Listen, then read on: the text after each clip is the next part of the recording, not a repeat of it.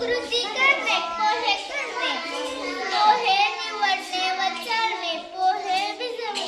कांदा मिरची कोथिंबीर चिरणे, गॅसवर कढई ठेवणे व गॅस पेटवणे, तेलात कांदा मिरची टाकून ते भाजणे, पोहे नीट हलवणे व हाताने डिशमध्ये पोहे भरणे, पोह्यावर कोथिंबीर खोबरे टाकणे.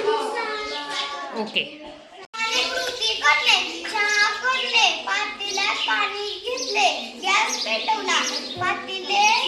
गॅसवर ठेवले, साखर व चहापत्ती टाकली, दूध टाकले, चहा उकळून दिला, चहा चांगला उकळून दिला, चहा गाळणीने काढला व